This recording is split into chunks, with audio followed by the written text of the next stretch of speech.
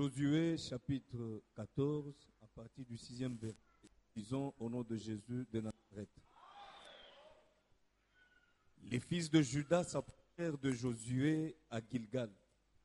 Libota na Juda bapusanaki ipa ya Josué na mboka na Gilgal. Et Caleb, fils de Jephuné, le Kénisien, lui dit: Caleb, mwana ya Jephuné, le Kénisien alobinaye. Tu sais ce que l'Éternel a déclaré à Moïse, homme de Dieu? Est-ce que yebili kambo nzambe alakaki ngai utemele munoko ya Moïse mutu na nzambe Au sujet de moi et au sujet de toi à Kades Barnea. likolo na ngai pe likolo na yo na Kades Barnea. J'étais âgé de 40 ans lorsque Moïse, serviteur de l'Éternel, m'envoya de Kades Barnea pour explorer le pays. Nazalaka na mibu tuku mine tangu Moïse mutu na nzambe atinde ngai utamela Kades Barnea po itena kende kotala mboka. Et je lui fis un rapport avec droiture de cœur. Pe na pesa ki rapport na bosembo ya motema. Mes frères qui étaient montés avec moi découragèrent le peuple. Bande onangai bakendaka ilongo na ngai balembisaki libota. Mais moi je suivis pleinement la voie de l'Éternel mon Dieu. Ngai na landa na bosembo nyonso nzela ya Yawe nzambe na ngai. Et ce jour-là Moïse jura Mukolo yango nde Moïse alapaki en disant: alobaki, le pays que ton foulé sera ton héritage à perpétuité. mboka oyo lokolo na yo enyati ekozala libula po na yo seko na seko. Pour toi et pour tes enfants, Ekozala libula po na yo pe po na bana na yo. parce que tu as pleinement suivi la voie de l'Éternel mon Dieu. Po yo landi na bosembo nzela ya Yawe nzambe na yo. Maintenant voici, Sika watala l'Éternel m'a fait vivre nzamba pesinga comme bombo il l'a dit. ndenga lobaki. Il y a 45 ans que l'Éternel parlait ainsi à Moïse. Likambo ya nzamba lobaki yango esali mibutuku mine na mitano. Lorsqu'Israël marchait dans le désert. Na tango banesine basiki na isobe. Et maintenant voici, Sika watala je suis âgé aujourd'hui de 85 ans. lelo na kokisi 85 ans. Je suis encore vigoureux comme au jour où Moïse m'envoya. Naza nanu makasi lokola nazala na tango Moïse atinda anga. J'ai autant de force que j'en avais alors, Naza na makasi ka ndenga nazala ana yango. soit pour combattre, Ata ya bitumba ezali soit pour sortir et pour kobima entrer. pe kozonga makasi ezali. Donne-moi donc cette montagne dont l'Éternel a parlé dans ce temps-là. Pesanga ingomba oyo nzambe alobaka na tango wana. Car tu as appris alors qu'il s'y trouve des Anakim, Po oyokaki sango ke banakim bafandi na montagne yango. et qu'il y a des villes grandes et fortifiées. Pe dana babingumba ya makasi pe ya bato ya makasi ya mbongo. L'Éternel sera peut-être avec moi, Tango mosusu nzambe ozala na ngai et je les chasserai pe na kobenga na bango comme l'Éternel a dit. ndenge nzambe alobaki. Tanga papa. Josué bénit Caleb, fils de Jephuné, Josué apamboli Caleb mwana ya Jefine et il lui donna Hébron pour héritage. pe apesaka ye Hebron lokola libula. Amen. Tobeteli Yesu maboko pe tofandi.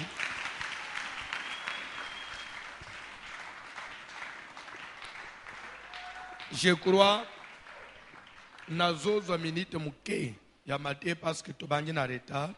Normalement prier na psifesi 19h30. On doit respecter ça pour nous permettre bato wa musika balanda pe service. Amen. Service ya fin de l'année tobengi yango la traversée. Nda isa kuzolanda quand on dit fête des Juifs, je crois que c'est le grand sujet. Mais dans le fête des Juifs, nous développons des anathèmes tozoak. Oui ou non? Fête des Juifs, c'est l'appellation. Mais dans l'appellation fête des Juifs, nous ressortons chaque année un sujet. Je crois que c'est ça. Et qui engendre même des sous-sujets. OYP, l'appellation, c'est la traversée. Et sujet, il y a traversée 2020, et la conquête d'Hébron. La conquête d'Hébron. Hébron, ezali mboka, ezali ville. Ezali mboka na kati na Israël. Ezali comme quelqu'un peut dire la conquête de Kinshasa. Hébron, c'est une ville. Conquête, et outina conquérir, qui veut dire prendre, ravir, prendre des forces. Kobotola.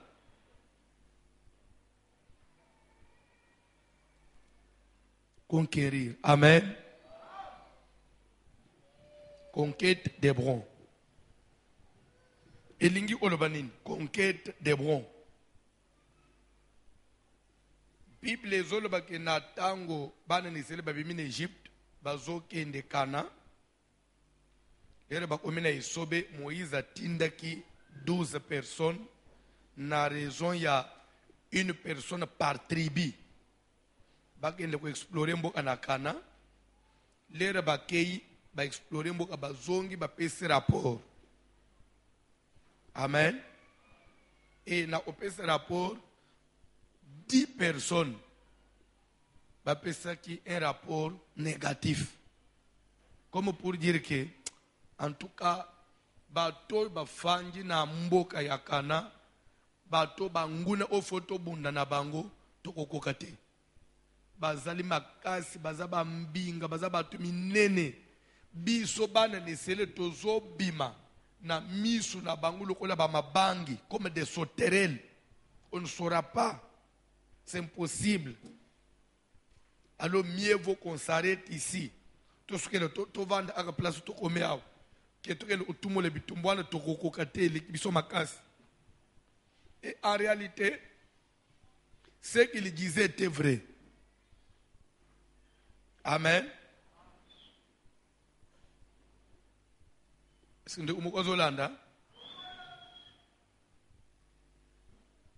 qu'il disait était une vérité, parce que les fils d'Anak, les Philistins, les Cananéens, bato bazé ko fanda na mboka na Kana, badaraki bato ya ba mesana bitumba, bato un peuple sauvage, je dirais, bato mesana mubulu, pe bazaki bato ya grande taille par rapport à Israël.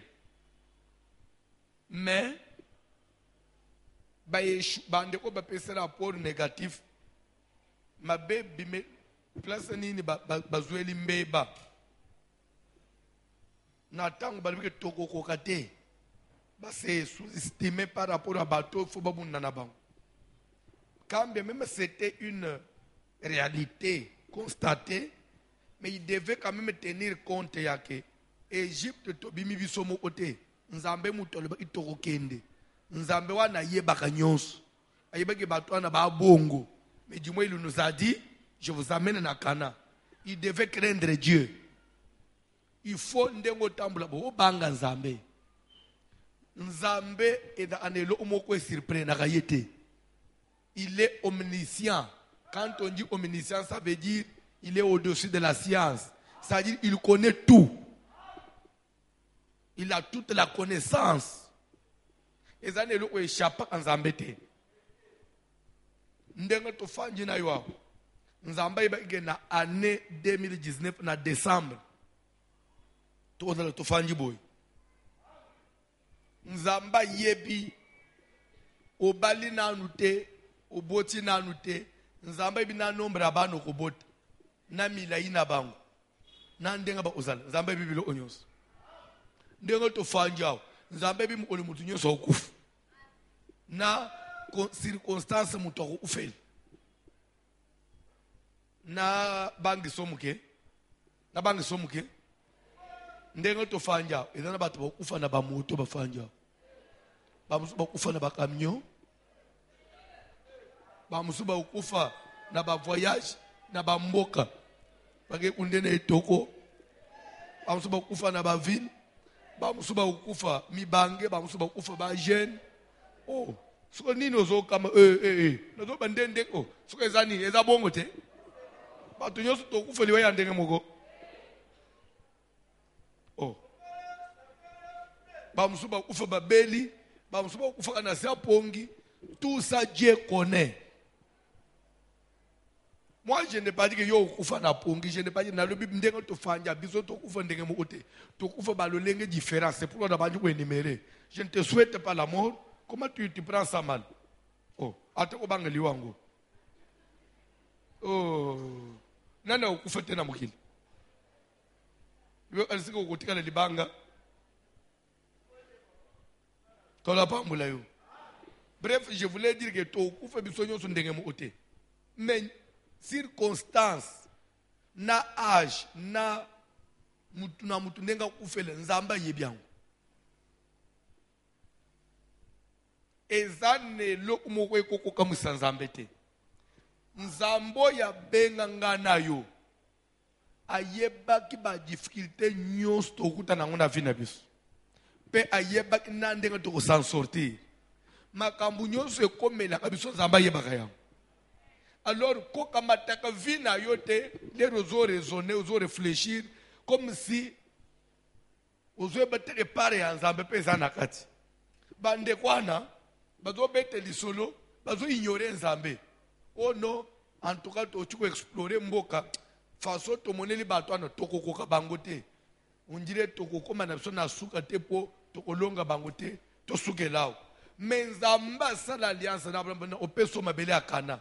Lenzamba zola amabela kana ayeba ke bato bafanyi na kana bato makasi menzamba lakaki il fallait pas tenir compte ya nzambe wana ndo moni Kaleba na Josué balibité mes frères ne parlez pas de cette façon là c'est vrai to tamboli to explorer mboka to kuti bato makasi bambinga mais elongo na nzambe to kolonga parce que nzambe nde alobaki nde Kaleba na Josué nde babandi ko encourager bato to bangate, to bundana batwa nzamba obeso.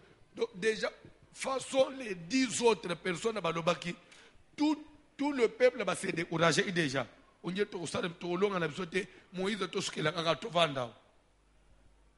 Bato va se décourager. Kaleb basu malbete, pourquoi se décourager te? To ko sukela wate. Nzamba la kibiso kana, faut to manakana. Quel que soit bato bazakuna Nzambe akobese biso victoire. Je voudrais autant en assurance. Mukili emata ekita okobala. Parce que Nzamba kelaki yo mwasi. Papa, okobala, okozala na ndako na yo. Okobota ma soeur. Tolo na yo ekomelisa mwana. Mwana utina libumu na yo. Moko pete okobota bana na volonté là yo. Un jour on est stable, yo on est stable. On a vie à bien. Dans le pays bato bazo ye pa na yo. Ba le ba meli ba bimi pe na quelque chose. Nzamba que lieu parerere te ou bien on dirait que yo nzamba que le koza oza excédent, ou bien excédent. Ça que les nzamba que le nombre abasi na nombre ya mibali so bossa yo bimi excédent. C'est-à-dire que les bazo sala kalikila mibali yo zozo te po yo le oza excédent. Moto excédent za la ate. Tu as été dans le plan de Dieu. Et ko simba.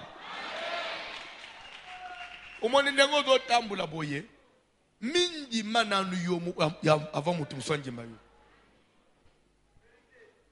Yandengo fanyo no zo mingi mapezo bakite na sape mutu et je mérite azonji mamena bien te o méritaka pe poza mutu ya kokoka o méritaka un jour on a la paix responsable, un jour de paix va respecter yo. Amen aux onjima. Et convaincre ngati. Bon, bref, à taper on limité au cours de la nombre à 10 ou ba décourager ibatu. Mais moi je parle comme Caleb. Ngai ndenga na tambula kaboye. Na assurance mu na motema. Na ebite ngai suki bakamati konjimo yanga ba déficit. Lobi olongi makamunyoso. Na mona ke lokwa grave na mukilité. Je ne redoute de rien. Pourquoi? Parce que je sais que Dieu existe. Et il a le contrôle de toutes choses. Rien ne peut échapper au Seigneur. Okobangi sangana nini. Ndengo tofanja. Okobangi sangana nini. Parce que Dieu existe. Penzambe nde mutozana contrôle ya makambo nyonso. Okobangi sangana nini. Yandengo fajwa no yozola isanga musepolo bike François na osukisa yo usukisa ngai onje yo muto banjise ngai po osukisa ngai muto banjise ngai azalaka pe Bible zoba ke oya banjili kambo kati na bino akorandra ngo parfait saki nzambo ya banji na yo asuka kana nzelete koma mutu moko kaka une tierce personne. Un frère avait toujours l'habitude de dire un individu. Individu mo okaboy. Ayona osukisa yo. Yo po banji olele. Wala ba osukisa ngai. Comment ça? Bien mutu ko atelemel biko yo esili vina yo obonga te yo po banji olele. Bande ko ya Joseph. Batelema ki bayoka ni bango tu. Mwana asakani na biso na bandoto na ye. Koma ye mwana mukeboy alotaka bandoto ya zoko ma chef na biso biso tofuka melaka ka mwana mukeoy si teleleka toboma ye. Amen. Juda yebisi bande onaye toboma ye te. Pourquoi tokosimba makile innocent? Et en plus il est notre frère. Il est notre frère. C'est pourquoi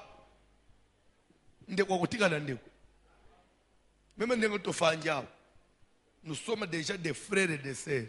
Ce n'est pas pour qu'on t'appelle sœur. Vous allez l'appeler sœur à sol. Sœur est l'ingolo bandeko. Sœur nandenga ndeko. Frère nandenga ndeko. Kati na nkolo. Oye bobotamine libo mumoko. Ngana so ayoke tobotama no libo mumoko. Et que tu ne peux pas me trahir. N'habite ce que ça appelle bon. Yo. Tu as double façon. Et ça l'appelle bongo. Alors il est notre frère. Pourquoi tu osimba makila yande onabus? La pamba bo. Tu gagner ni. Si tel est le cas, madame to teka ta o teka yi. Ruben peut aller oui. Ce qu'il est là kufi. Na uzana pome na papa ngande yaya. Otuna ngai. To teka yi. Amen. Babwa iye na libulu. Après, même avant de faire tout ça, voilà le faiseur de songes qui arrive. Venez maintenant, tuons-les. Et après, nous verrons ce que vont devenir ces songes. Total bando to na komilota chef wana so akosuka na ngo wapi tala langage abato mukili pona bango basu isabando to a Joseph mais bazobo se bando to a Joseph muto fabricateur ezana mutu lere Joseph wala la ina sa pongi ezana mutu mo akamata ki film wana aya ina na disk wana aya ina DVD wana ya ndoto ndachie na lecteur DVD ya Joseph. Comme tu DVD, moi je na lecteur. Lecteur peut saluer lecture ya DVD. Nde Joseph peut capturer image. Nde lera la muki na tongo a relater oya monaki. Oye utaki na mutu achia ki DVD na kati na lecteur na ye.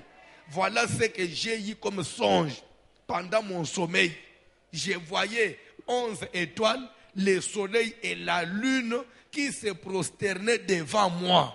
Oh, mais ce n'était qu'un songe. Il y a ma belle moine, il y a celle place wana, et ça va, tokosuki sa ye. Le collègue a zolote, bisoto fuka melaye, tozo suki sa ye.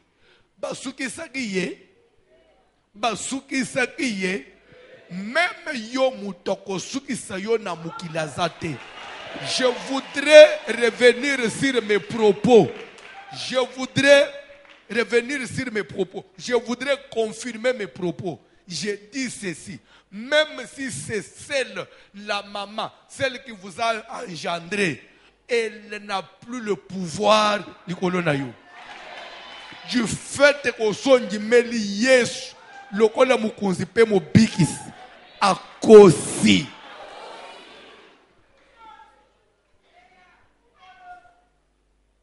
Ta vie ne dépend plus d'un homme. Notre vie dépend de Dieu. Ce qu'on dit, mais il y a bien et ça bon. Tala et l'autre motivaki. Caleb a le langage positif. Bande ko bokolo babongo te sevre to tambula itomona ki batwana.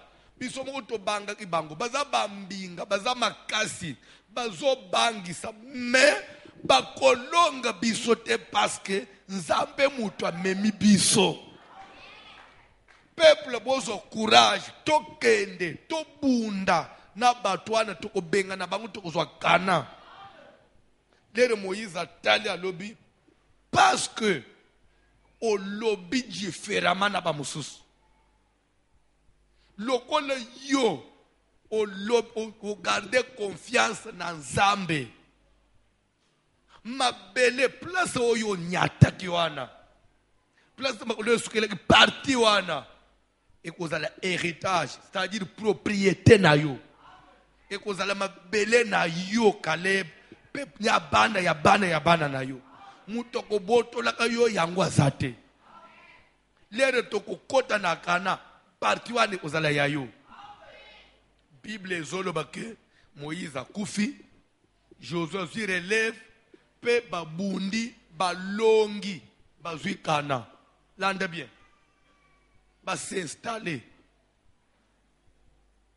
Na ba tribu mususu. Oyo baloba ka langage négatif, ba témoignaka te.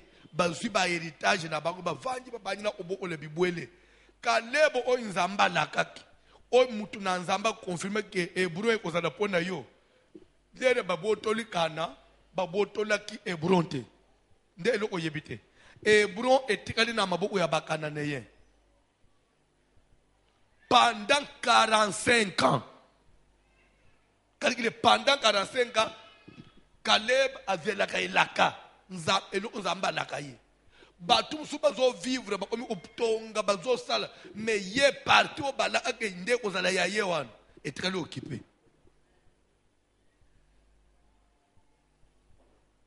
Et la ka ekoki ko fanda na vie ya mutu des années ce qui yo moko kolwe la ka o bundite o telemite po bunda et la ka no ekolala landa mateya.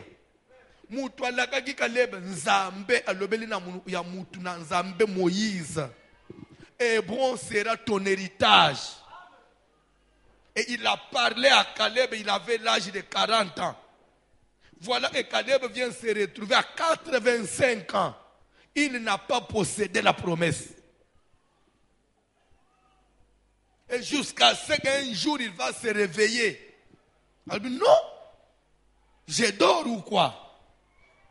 Akeko utanana Josué. Abisie que tu as été témoin lorsque l'homme de Dieu Moïse a prononcé une prophétie au sujet de Hébron. Et Tilelo n'a vu angoté. Tilelo n'a possédé la anangaïté. Tilelo moi n'zamba la kayozité. Tilelo libala n'zamba la kayozité. Tilelo musala n'zamba la kayozité. Élévation n'zamba la kayozité. Ma promesse rien ne se réalise. Est-ce que c'est pour autant dire que Nzamba Kosaki? Non. Mais pourquoi il faut se réaliser? C'est vrai, Dieu a promis, Dieu a parlé. Je voudrais que quelqu'un me suive attentivement. Pendant le 21 jours, vous devez être édifié. Et cet enseignement vous aidera à ce qu'au côté 2020, na vision yasika. Au côté 2020, na découragement. Au côté 2020, na courage. Au côté 2020, na espoir. Kozanga kosunga mana vie. Elingi olobate kozangi bilaka. Nazo bandel. Kozanga kosunga mana vie. Elingi olobate mutwana zangi bilaka. Mutu ayebi tege kale, mutu ayeba ki tege kale badana bila akochola ye. Oye kaka boy, mitelengano. Adakana mabelete, adakana héritage te. Nzo anda adakana héritage me yaye kangami na mabuku ya lefisa danak. Ezo zelanini. Atele mabunda pour arracher, nde as posséder. Il y a des promesses pour Simba, il faut bunda. Il faut aller à la conquête. Il faut aller conquérir. Tant que tu n'iras pas à la conquête, bilakawa de kofanda bongo. C'est pourquoi la vie chrétienne sans combat spirituel, c'est une vie chrétienne de perte, des échecs. Une église où on ne parle pas du combat spirituellement, montrer aux gens comment ils doivent combattre. Ce sont des fidèles dévoués à l'échec. Caleb tanke akende na vie chrétienne ya boboto bondeko azwaki bronte. Et au moins azo rappeler Josué ko bangela âge na ngai te. Même si j'ai atteint 85 ans, j'ai de la force, soit pour combattre. C'est-à-dire quoi? Même si les combats venaient, je suis prêt, Yakobunda. Soit pour sortir, soit pour rentrer. Sortir là, ce n'est pas sortir de la maison. En français, quand on dit soit pour sortir, sortir c'est aller au combat, aller combattre. Rentrer, c'est-à-dire vaincre. Je suis prêt à aller combattre et rentrer avec victoire. J'ai autant de force comme j'ai Nadaraka Nangolé Nadana 40 ans. Je voudrais que 21 jours, et dans les 21 jours, il y a bateau makasi. Bateau bazana autant de force. Bateau baza prêt à quoi attaquer. Peut retrouver ba droit perdu. Ba droit na yo nyos. Tout ce que le diable avait confisqué, il faut récupérer yango. Nous parlons de la conquête d'Hébron. Hébron, pour Caleb, c'était Mabélé, la montagne que Moïse lui avait promis. Mais l'autre Hébron yayo ezanin. Hébron o yayo. Et dans les voyages zambala akyo. Et dans les Hébron na yo. Ozo bima na musalo na visa na maboko.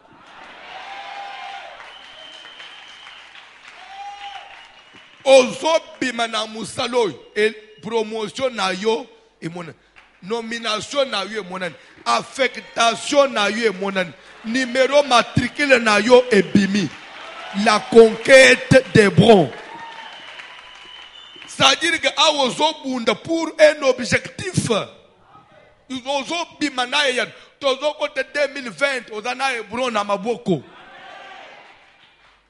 Kobanga te nzamba zanaka. Okoki kwesh kondi meshek te parce que au salama pone échec te. Kondi meshek te parce que ça part na yo te. Kondi meshek te parce que nzamba destina ki yo na kueshwe te. Et tu n'as pas le visage ya batu be eshuaka. Tolo banan. Suki bakamachi basi bakoki koban. Yo dana elongi alibana te. Do ba ibabala kabalegio na nini?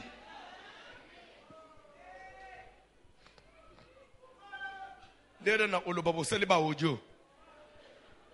C'est ça ba mabala ceux qui vraiment si le monde pouvait être sincère, otereka bo malamu babi misaye baka matayo.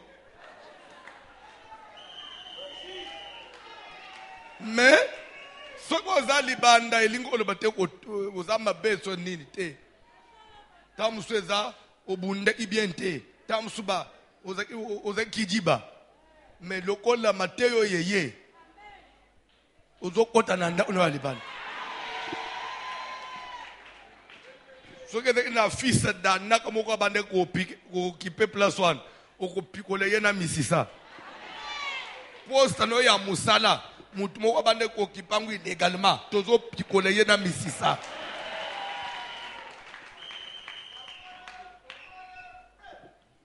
démarche ya Caleb auprès ya Josué bimiseli loba elingi koloba nini. Bien-aimé, la victoire d'un enfant de Dieu, avant qu'elle soit matérielle, elle est d'abord spirituelle. La parole d'un homme de Dieu, ezali victoire munene na vie ya mutu. Même c'est ainsi que Josué donna Hébron pour héritage à Caleb. Josué avait donné comment? On vous a dit que Josué a donné la pessier. Je te donne Hébron. Et dans l'héritage, il y a l'obi merci. Mais il avait besoin avant de s'engager à Zoliloba Yamutuna Nzambe.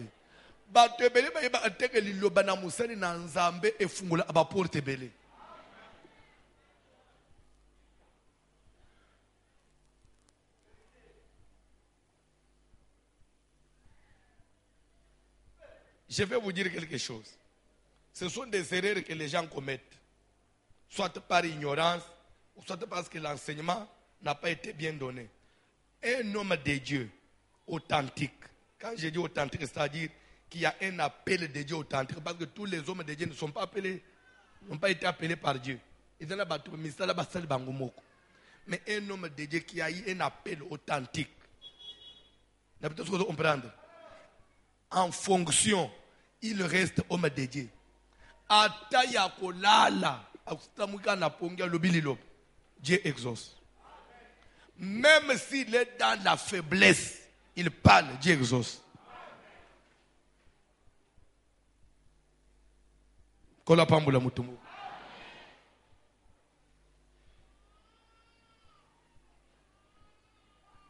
Amen. En disant cela, bon, je dois parler. En disant cela, on n'est pas là pour justifier, soit encourager les hommes de Dieu à être faibles. Mais j'ai dit cela pour renforcer ta foi, pour yo yeba que c'est quoi la vérité ya liloba na Nzambe. Alléluia. Alléluia. Je dois vous dire cette vérité parce que tout le côté 2020, il faut 2021 est longue. Kola pambula mutumo. Kola pambula mutumo. Kola pambula mutumo. Soki otangi Nombre chapitre 12. Bible zoloba que place moko Moïse il avait bon comment on dit j'évite de dire des termes vulgaires là. Il n'a pas kobima. Il a resté là ni kobima. Bon n'andenga bolo belaka hein. Moi je peux pas dire ça. Moïse pardon. Le vrai terme je peux dire quoi? Moïse a tamboula, c'est ça ce que j'ai cherché. J'ai vu le terme de bandit là. Moïse a tamboula une femme éthiopienne. Et dans l'entretemps, qui avait découvert ça? N'a découvert. Pardon? Aaron et Myriam. Et ils ont murmuré, ils ont entraîné toute la foule nanine. Et ils disaient quoi? C'est seulement par Moïse que Dieu, n'est-ce pas par nous aussi qu'il parle. L'air murmure est affecté, nous avons invité à une attente d'assignation. Bango 3, Moïse, les fautifs, Aaron et Myriam. L'air est une attente d'assignation, nous avons été au nioué. Pourquoi Dieu les a reprochés? C'est parce que Moïse était un homme déjà appelé par Dieu. Il avait un appel authentique. Dieu ne prend défense que Yabasali Yabengi. Soko misali musali nandami nandenga na yo. Eke makambwe kwe yeli yo. Nzamba ko défendre ote. Nazo bande. Soko koti musala nanzambe par envie. okoti musala nzambe pone lokoso okoti musala parce que namoni ba musu bazo sala soki makambo kweli yo nzamba ko défendre te. Amen. Militaire oya militaire ya solo na teni na mundu reconnu par l'état en mission ake guerre soit azana ordre de mission ake mission problème nyonso ezo komela ye il sera pris en charge par le gouvernement. Pourquoi? Parce que c'est une mission officielle. Quand un homme a déjà un appel authentique, il est en mission officielle. Dieu le prend en charge. Dieu devait prendre Moïse en charge parce qu'il était en mission officielle. Avec un mandat d'amener. Non, ordre de mission. Amen. Lera babandi ko mirmire, lera nzamba kiti. Lera kiti a tourné bango. Pourquoi n'avez-vous pas craint de parler contre mon serviteur? Pour dire que normalement les enfants de Dieu doivent apprendre à respecter les hommes de Dieu qui ont un appel authentique. Est-ce que quelqu'un me comprend? Alléluia. C'est pourquoi nous avons mis les sakambale naba. Critique ya okota anabavia basala nzambe te oh il a fait ceci oh ya saliboy ya saliboy. J'aime plus m'occuper de ma vie et de la mission que Dieu m'a donnée. Vie ya mutu mususu c'est une interférence pour nanga. Je ne même pas me donner ça sert que d'interférer ma vie. D'abord ibitumba nanga mo eza ebele que ban s'occuper anabavia c'est une distraction aussi. Est-ce que quelqu'un me comprend? Et Nathan Nzamba Kiti a frappé Myriam. N'est peut-être soyez bien. Nzamba frappé Myriam nanine. Pardon? Myriam, je crois pas qu'on souffre na lèpre. Il faut abika. Moïse a bani au salanine. Quoi intercéder pour naïe. Ce que pour Myriam abik. Nzamba recommandé que Myriam est pas nan. Moïse o wap. Nzamba yebisi Myriam. Au moni léprosio. Zonga kake pas Moïse. Oya seleki gindumba wan. Ndazo sambele lopo bik. Myriam a fouqué et pas Moïse a semblé la biki a dit papa merci. Nous autres nous sommes Myriam autant que Moïse. Voilà l'enseignement que Dieu donne. C'est pour dire que Basali Nanzambe appelé par Dieu. Même Mata Zaya Kolal, Soka Sutu. Yangu Nakamwakao, les na utene na pasteur, na segi prière, pasteur de Bika Malobami Balé. Donc pour le Yosu Isamakena Sabil Founo Bamaloba 80. Et je vais vous dire quelque chose. Pour Caleb de Obunda soit Hébron, même que Josué le babon. Sois béni. Kende oso Hébron Isaiah yo. Alors amen. Ndake Obund. Une seule parole de ma bouche peut déclencher miracle la vie dans le mobile. D'ailleurs, Tikana n'a pas un témoignage.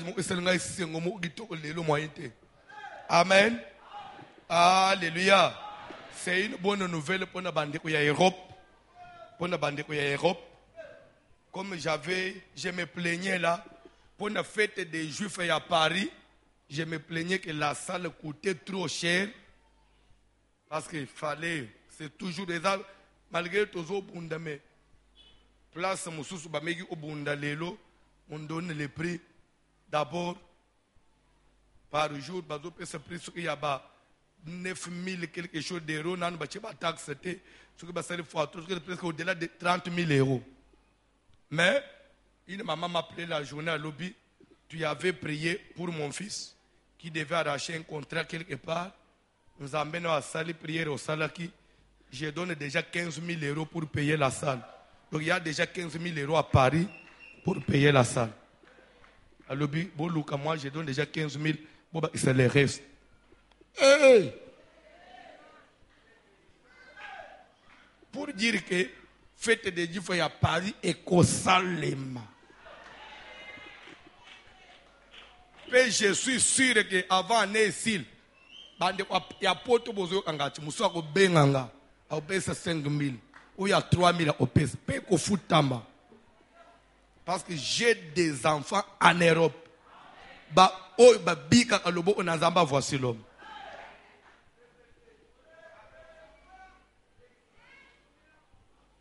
Quand j'ai dit son fils a arraché le contrat, c'est quel contrat? Son fils, c'est un joueur. Il a arraché un contrat international. C'est un contrat de millions. J'ai prié, Zambasal, pour dire qu'à part les 15 000 là, j'ai encore des trucs dans la carte. Wane zaka lembelembe umuntu ngana nzamba akomi ko pambula ngati libanda mboka ya oye kusumuka pamba ya ukuthi nafanya nazolia shawarma nangayo tana mabonza na biso ndenga zolia ilangu shawarma ke bakana yo ha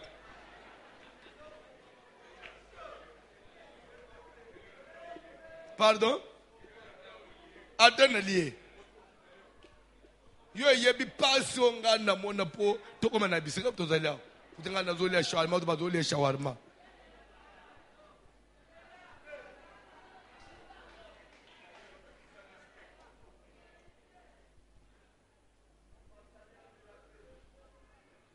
je vais donner un témoignage. Je suis en train de prêcher à Paris. Il n'y a pas un mois. Les derniers jours, un papa était dans la salle. Azali une autorité na Congo Brazza. Azali na vacances. Ba invité à la salle. À côté écoute na sina bande ki mateya fandi. Na suka na mona bisinga pasteur. Nga ina zaka na Afrique. Nga na Brazza. Quand tu rentres à Kinshasa, prends ça, c'est ma carte de visite. Appelle-moi. Vous venez à Brazzaville. Je rembourse ton billet et tu avais payé pour venir ici. Et Nazongaki a remboursé le billet. Samedi passé, avant de Canada, na katiseki moya. Na loué canon na kei, canon ezo zerangai. Atindi chauffeur na mutu kazuinga na komi. Papa pesi bai ozong sangana beach na matika no na zone.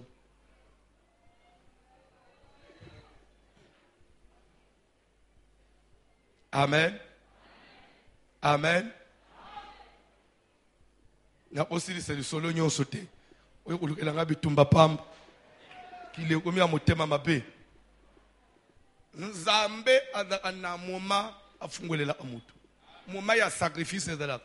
Moma nzamba futa amutu ezalaka.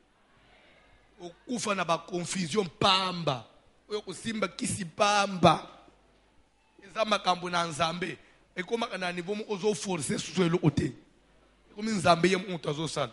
Bref, je suis bien placé pour ne koyebisa yo que Dieu existe et que soko ndimeli nzambe okweshiwe te nazo bandela. Je suis mieux placé pour dire à un jeune qui me suit, je ne sais pas peut-être qui est en train de se décourager, Dieu existe. Inutile de vous décourager. Parce que Dieu existe.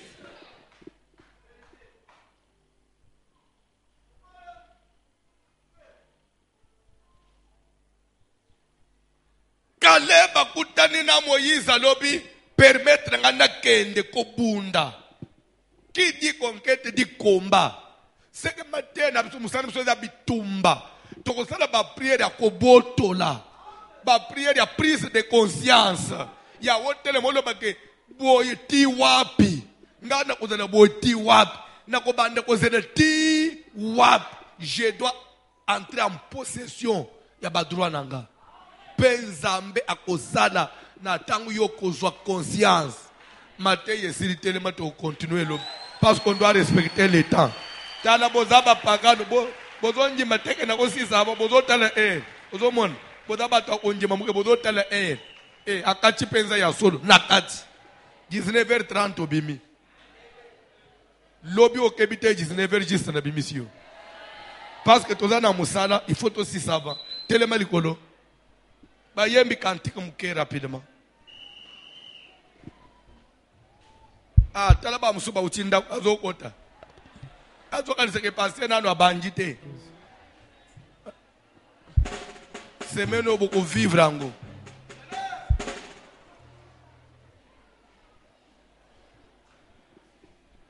Jésus.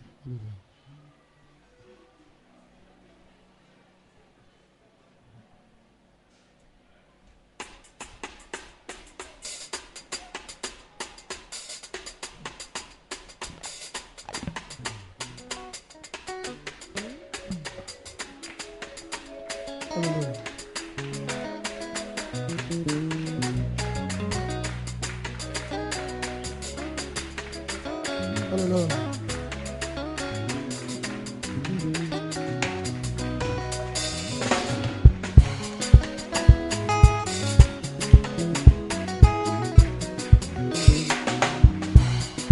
yes, tondisanga na kondima mwasi ya mwana na nzambe tondisanga na kondima papa.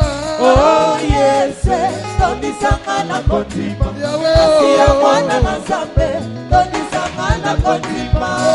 Oh yes, tondisanga na kondima mwasi ya mwana na nzambe tondisanga na kondima. Oh yes, tondisanga na kondima mwasi ya mwana na nzambe tondisanga na kondima.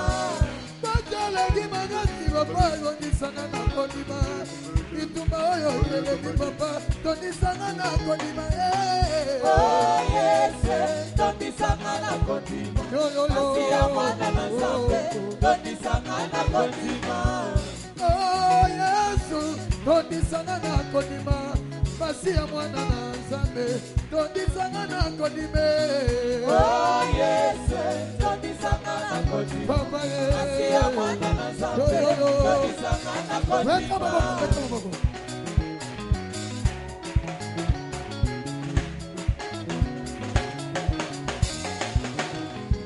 Yakalelo yakansabe na nguya yaka yakalelo yakaliba na yatalo yakae yakalelo yakansabe na nguya yaka yakalelo yakaliba na talo yaka napwagwalelo kita na bonsambe na yo papa tangola bana yakaligandi na talo yakae yakalelo yakansabe na nguya yaka yakalelo yakaliba na talo yaka yakalelo bamuno yo bakwe ya papa na ngaye yakalelo yakasabe na nguya yaka yakalelo yakaliba na talo yaka. Beta maboko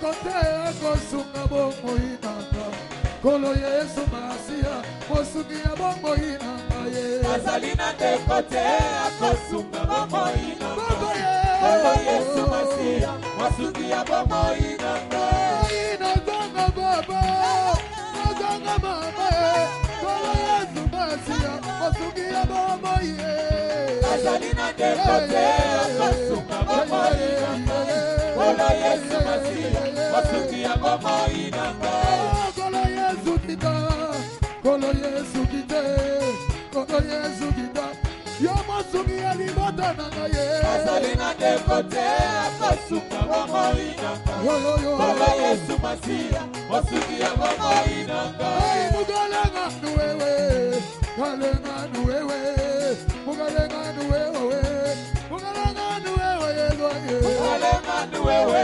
mugalenga nuwewe mugalenga nuwewe mugalenga nuwewe yaza nuwewe mugalenga nuwewe mugalenga nuwewe mugalenga nuwewe papa mugalenga nuwewe mugalenga nuwewe mugalenga nuwewe mugalenga nuwewe maluwa udi wenga ajatesha mechi abantu mwanza ni wanywe mugalenga nuwewe papa mugalenga nuwewe mugalenga nuwewe mugalenga nuwewe mugalenga nuwewe mugole bwatamba wa Yuda kwekesha kulelu mugole wanyuma webe mugole bwa mwana wa Zambi kwekesha kugukole mwana wa Zambi mugole bwa kutamba nawe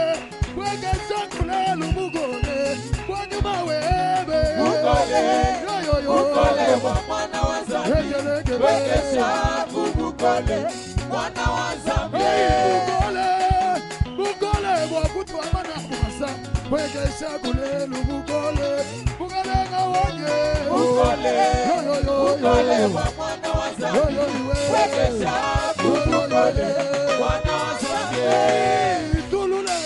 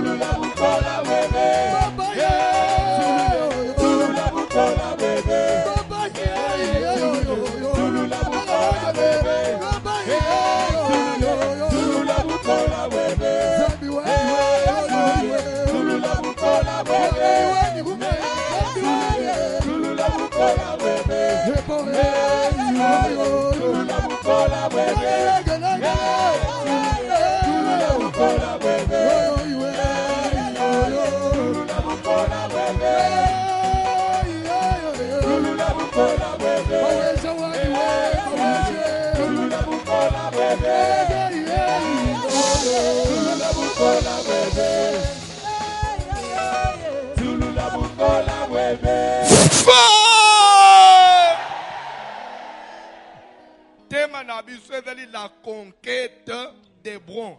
Hébron na lobi ke zanin. Ezali likambo yo zela. Oyo sambela. Me oko kaka kusimba tewana. Il faut obotola. Il faut zwango na makasi. Ozo sala prière. Ozo kende ko déclarer. Bisika nyoso bakanga étoile. Ba vandelo yanga mbongo. Mutoya fandele sengo na ngai. Pona yenga na kosepela te. Mupanga na dabe panza. Il faut libérer. Moto zoketa. Moto na Yahweh Zambe. Uzokende kolandela. Oyo nyoso Jésus. Avandele sengo na ngai. Oyo nyoso na poko lelo. Avandele tele na ngai. Avandele ministère na ngai. Avandele libala na ngai. Sante bana na ngai. Avandele stabilité na ngai. Na biso kazale. Wazala zona mboka. Wazala na kushasa. Wazala mama bota ngai. Wazala papa. Wazala moste mwana. Kamaradi tokuze. Na poko lelo. Kuyamoto zoketa. Kuyamoto zoketa. Kuyamoto zoketa. Kuyamoto zoketa. Kuyamoto zoketa kolanda. Kuyamoto zoketa. Le feu. Moto na Yahweh. Moto na Yahweh Zambe. Yezokende kolandela. Moto na Yahweh Zambe. Yezokende kosokesa. Fote leto Jesu.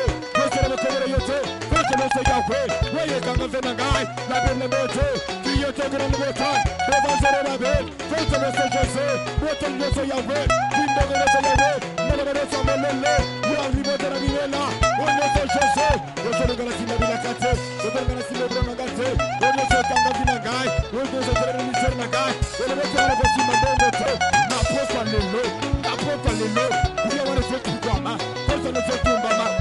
Mwana mwana zoyamba moto. Moto zoketa. Moto na Yahweh Zambe. Yote kende kolandela. Yote kende kokosa. Yote leto Jesu. Fais-la briller! Fais-la briller!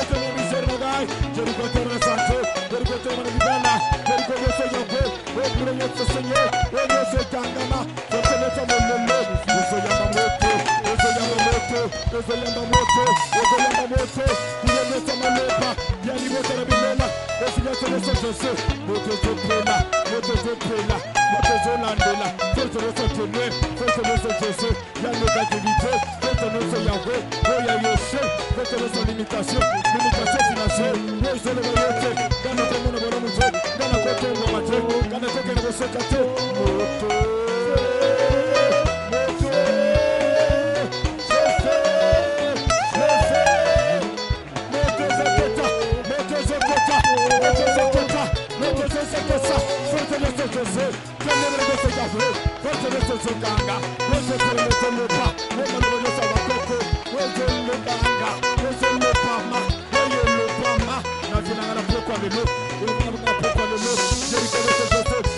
Yoka Caleb Azolo Bana Josué, voilà que Dieu m'a fait vivre jusqu'aujourd'hui. Malgré la Oumeli, depuis Balaka na 40 ans, Tina comme na 85 ans na zana bomoy. Nzambolo olazo batela ngai, seka yebi ke brouillon eza ponanga soki nzamba yebaka kosala te alinga tika yo kufa lokola nzamba zobatela yo seke akosalela yo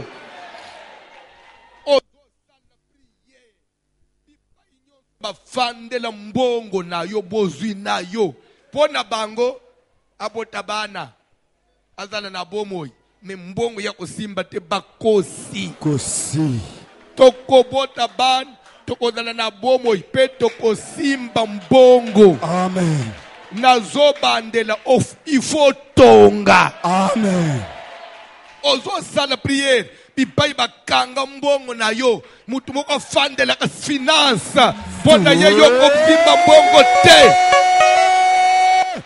me fete moto na yewe zampe yozokende koketa lokita moto mbula mabanga moto bakate ya moto yozokende koketa yozokende kosekesa moto yeso jese wepa yeso yawe wepakanga mbongo na ngai wepakanga finance jese bakanga stabilite sur le final na pourquoi lelo ya moto zoketa moto yeso jese yozokende kokoisa moto yeso jese bakeriko yeso yawe irgeso Seigneur Yeso Yahwe, Bachene Yeso Seigneur, Wekanga Sinagai, Wekanga Sinagai, Welebete Yako Kivra Galabamiet, na pourquoi lelo, Uyo Yeso Yeso Seka, Uyo Yeso Kanga Yeso Seka, Seke Yeso Yeso Seka, Fais-le briller!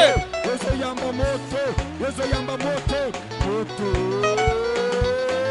Moto, Lezo, Moto Zoketa, Moto Zoketa, Moto Yewe Zampe, Yeso Kende Kolandela, Uyo Yeso Jese, Malaba Yeso Ucheke, Malaba Yeso Negativite, Deriko Yeso Jese, Oyo Se Kanga Mongo, Oyo Se Kanga Mongo, la Bible Mote, qui était dans le montagne, la Bible Mote, elle est les ténèbres, elle ne reprit jamais, ténèbres de ce Jese, certains de ton monde à Mololo, Wekanga Mongo, Wekanga Mongo, Wekanga Mongo, Wekanga Batera Tamai, Wekanga Libanga, pourquoi lelo, Mayosoka Bwana, Mayosoka Bwana, Libanga Zefrazana, Zezo Jese, Oya Jericho, Uye Yeso Yahwe, Yamonda Mololo, Yaliwota Yabakomolo, Yaliwota Yabakomolo, Yakomwa Kasomora, na pourquoi lelo Yahwe, Yosokende Koseka, Yosokende Kotombam, Yosokende Kokwe, Yosokende Jese, Yoyo Amayete, Gana Kosima Mbongo,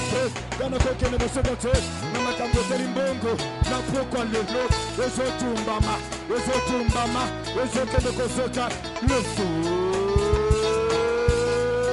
Moto, Moto Zolandela, Moto Yewe Zambe,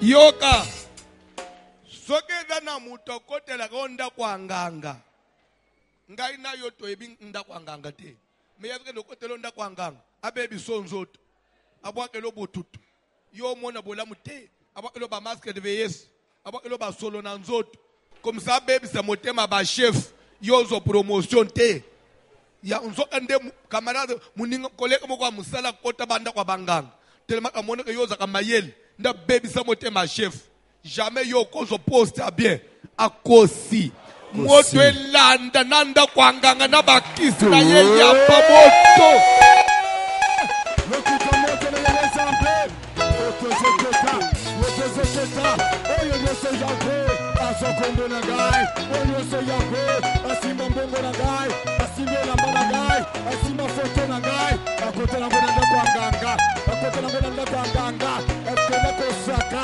Poko Lele Sika Wazale, na Ye na Nganga, na Ye na Likita na Ye, na Poko Lele, Yeso Yamba Moto, Yeso Kende Kotomba, Kuyawana Jose, Sokina Koko Sele Renyo, na Tseya Mai, Sokina Sana Zamba, Sokina Sana Sinete, na Poko Lele, Kuyawana Sele Moto, Kuyawana Sele Moto, Subi Moto Manira, Kuyawana Jose, Kuyawana Sele Kuyawana Sele Kuyawana Sele Makota, Poko Lele Yahwe, Yeso Kende Koseka, Yeso Tombama, Yeso Tombama, Yeso Kwazana, Yeso Kweya, Yeso Kweya, Yeso Kota, Yeso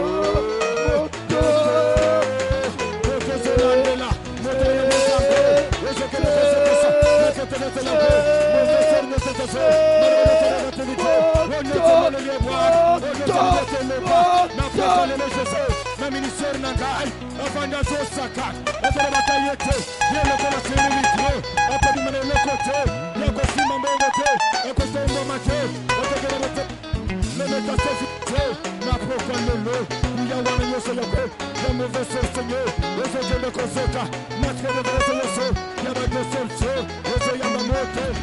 Voici